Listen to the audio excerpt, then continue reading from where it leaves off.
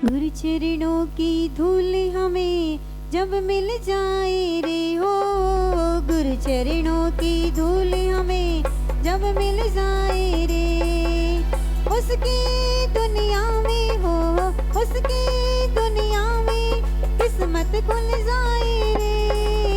गुरु चरणों की धूल हमें जब मिल जाए रे, गुरु चरणों की धूल हमें जब मिल जाए रे।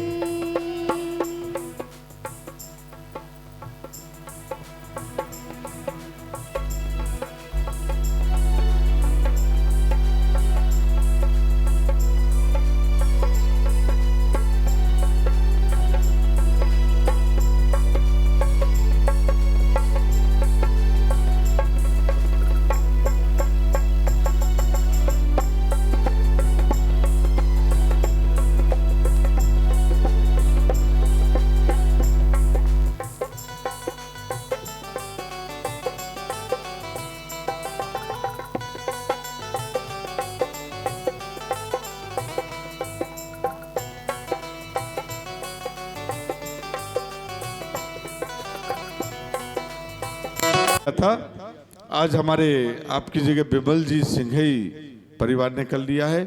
कल हमारी कविता भाभी सौरभ जैन इंजीनियर जो बीएसएनएल परिवार का है, और कल ही आज हमारी जी निशा जी सेठी जी लेट हो गई हैं, उनके पुत्र भी आए नहीं हैं, और वो कल समय का ध्यान रखें क्योंकि समय अपनी गति से चलता है। कल दोनों का हाँ अभी आज शास्त्र भेंट कर दें आचार्य भगवान को।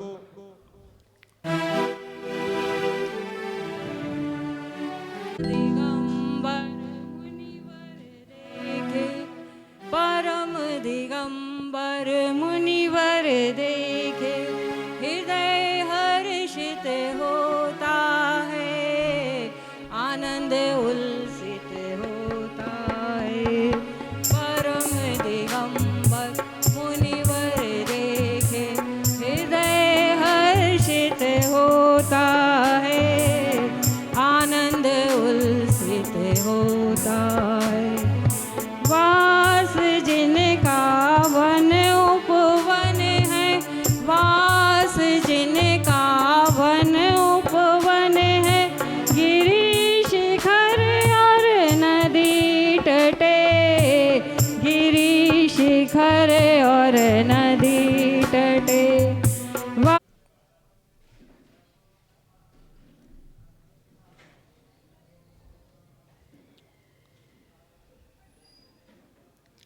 नमः श्रीवर्धिमानाय निर्धूतकलिलात्मने,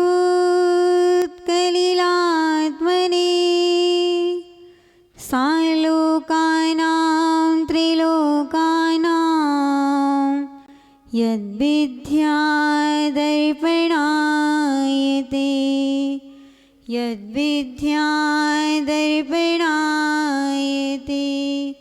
गुरुवापान्तु नो नित्यं ज्ञानिदर्शननायका, चारित्रार्णवगम्भीरा मोक्षमार्गोपदेशिकाः, मोक्षमार्गोपदेशिकाः। जी बोले अनंतानंद सिद्ध परमेष्ठी भगवान की, देवाधिदेव एकजरार्षि नेमिनाथ भगवान की, परम पूज्य सूर्य गच्छाचार्य गणाचार्य गुरुवर्षि विराग सागर जी महामुनि राज की, परम पूज्य भक्तामर महोदय उच्चारणाचार्य भगवान एक स्वार्थी विनम्र सागर जी महामुनि राज की, महामुनि राज की, महामुनि राज की।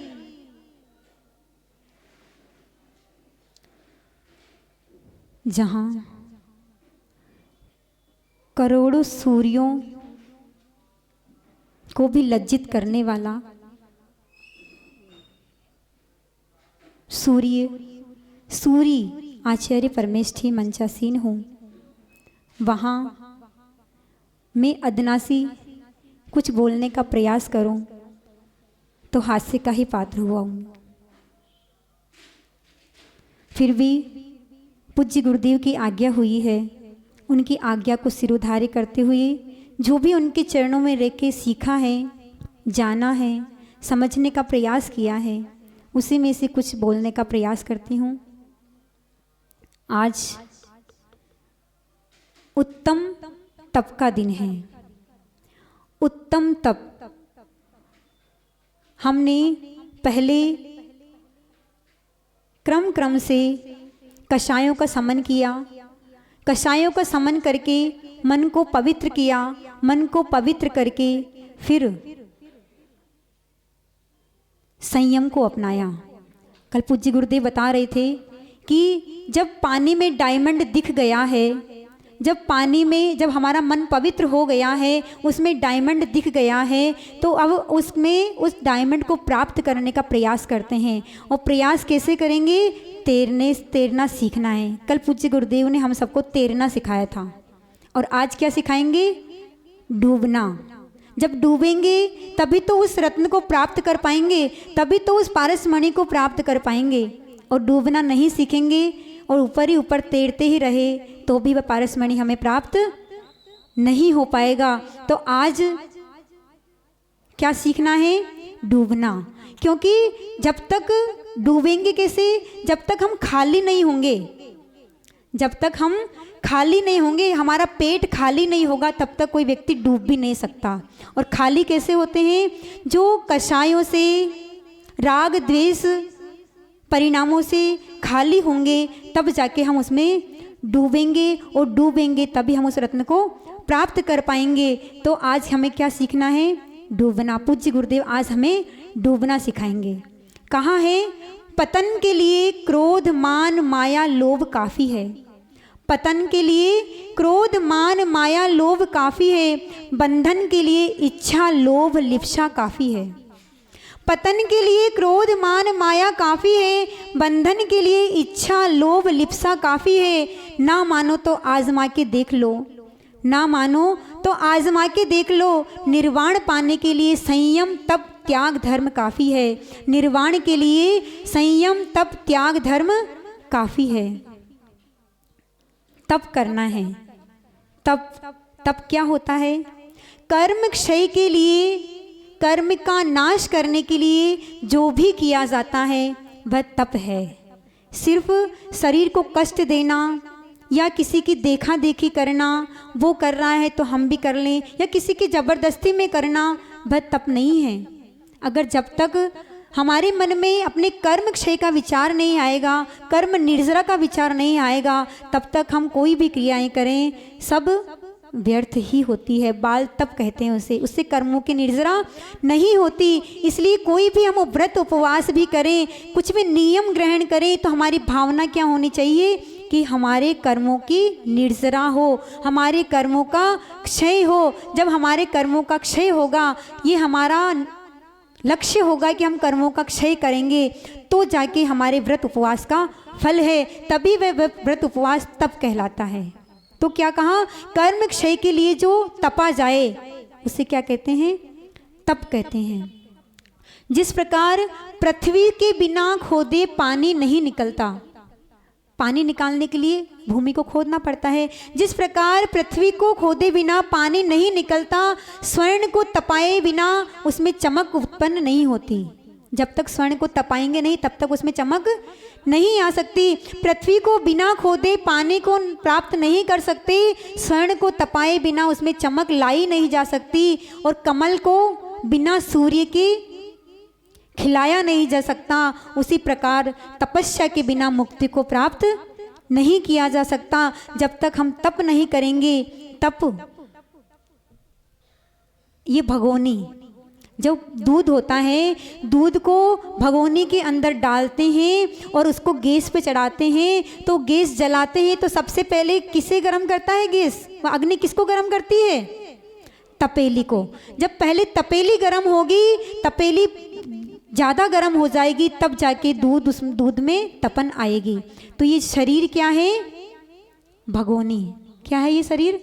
भगोनी है। जब तक हम इसको नहीं तपाएंगे तब तक हमें हमारा जो अंदर आत्मा रूपी जो दूध बैठा है वह कैसे तपेगा? तब तक हमें अपने गुण कैसे प्राप्त होंगे? हमारा स्वभाव हमें कैसे प्राप्त होगा? जब तक हम इसको तपाएंगे नहीं, इसलिए पहले तपना है। क्या करना है? तपना है। आचार्य महाराज कहते हैं इच्छा निरोध तपः। इच्छाओं का दमन करना, इच्छाओं को सीमित करना, इच्छाओं को दबाना तप है। इच्छाओं को कम करना तप है।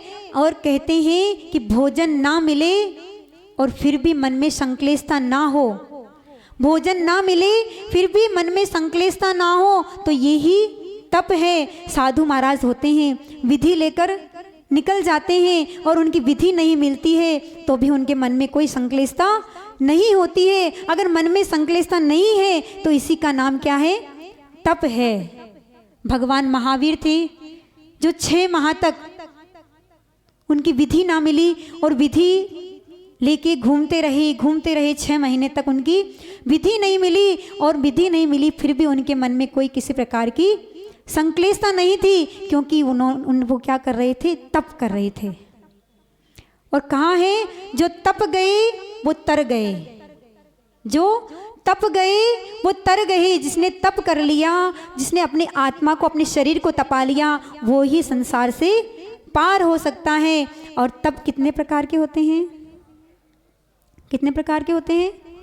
12 प्रकार के तप होते हैं। आचार्य कुंद स्वामी ने लिंग पाहुड़ में कहा है, नाणम चरितहीणम लिंगगहणम दंसन विहूणम संयम रहितो यतवो जयचर्ये निरथयम सवम। चारित्र से रहित ज्ञान,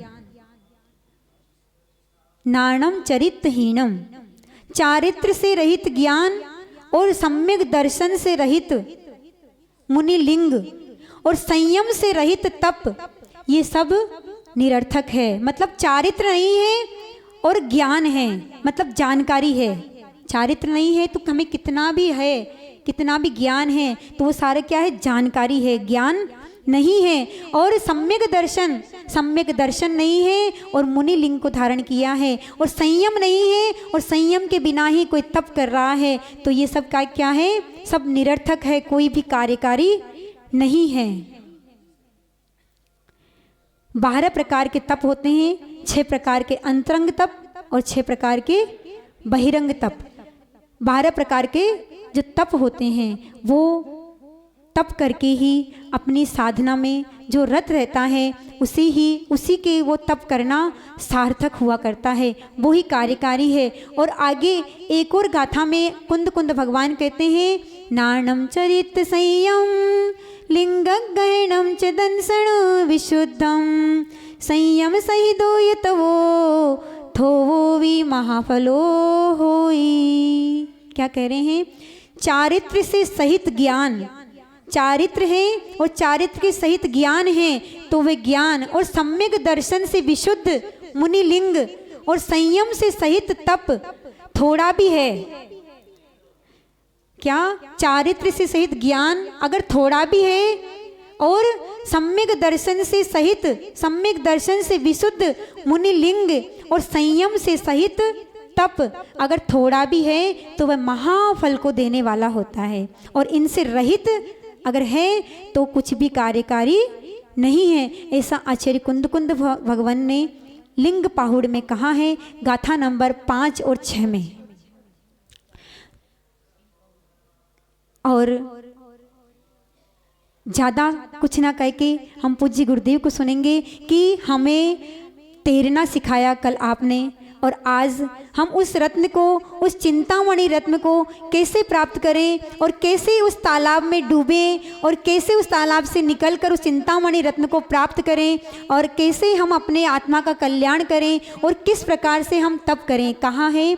घुटनों के बल चलने वाले, घुटनों के बल चलने वाले एक रोज खड़े हो जाते हैं, घुटनों के बल चलने वाले एक रोज खड़े हो जाते हैं। छोटे छोटे नियम एक रोज बड़े हो जाते हैं, छोटे छोटे नियम एक रोज बड़े हो जाते हैं। जब हम लोग छोटे थे, जब हम भी आप जैसे ही थे, धर्म सभा में ऐसे नीचे बैठा करते थे, तो गुरु आए और गुरु ने जब समझाया, गुरु ने जब बताया कि धर्म क्या होता है, संयम क्या होता है, सम्यक दर्शन क्या होता है, तब जाके हम लोगों ने छोटे छोटे नियम लिए। और वो ही छोटे छोटे नियम, पहले क्या नियम लिया था? रात्रि भोजन त्याग, आलू का त्याग, अभक्ष्य का त्याग, ऐसे छोटे छोटे नियम। जब छोटे छोटे नियमों का पालन किया तो उन छोटे छोटे नियमों ने आज हमें इस उत्तम पद पर बिठा दिया। वो छोटे छोटे नियम ही एक महान तप बन गया और वो छोटे छोटे नियम ही आज हमें आर्य का पद पे यहाँ पूज्य गुरुदेव ने बिठाया। तो ये तप करना किसने सिखाया? पूज्य गुरुदेव ने ही हमें तप करना सिखाया। पूज्य गुरुदेव ने ही हमें वह नियम संयम देकर इस पद पर आसीन किया, जो कि स्त्री पर्याय का सबसे उत्कृष्ट पद है। इससे ऊपर स्त्री पर्याय का कोई पद नहीं है, क्योंकि इससे ज़्यादा स्त्री आगे नहीं बढ़ सकती। स्त्री पर्याय का ये उत्कृष्ट पर्याय है जो पूज्य गुरुदेव ने हमें देकर बड़ा ही उपकार किया है। और हम यही चाहते हैं कि पूज्य गुरुदेव के चरणों में रहकर इसी प्रकार से जो छोटे छोटे नियम लेकर आज हमने महाव्रतों को ग्रहण किया है, इन महाव्रतों को हम निरतिचार पालन करके और अपने इस साधना में रत रह के और समाधि से मरण करके आपके ही चरणों में रह के आपके ही चरणों में समाधि पूर्वक मरण करें। और जो हमने ये महाव्रत तप धारण किया है, इस तप को सार्थकता को प्राप्त कर सके, इसी पवित्र भावनाओं के साथ जो बोले परम पूज्य आचार्य भुवनेश्वर श्री विनम्र सागर जी महामुनि राज की, बोले परम पूज्य चरणाचार्य भगवान गुरुवर श्री विनम्र सागर जी गुरुदेव की। चरणाचार्य विनम्र सागर जी के सानिध्य में पूजन शिविर का महाआयोजन किया जा रहा है। सभी लोगों को भाग लेना है। बहुत बड़े स्तर पर पूरे भोपाल दिगंबर जैन समाज इसमें आमंत्रित होगी। उसकी एक निश्चित वेशभूषा है। अपने गणवेश में सभी पुरुष सभी महिलाएं, जो लोग इसमें भाग लेना चाहते हैं वो हमें व्रत के आखिरी दिवस तक नाम दे दें, क्योंकि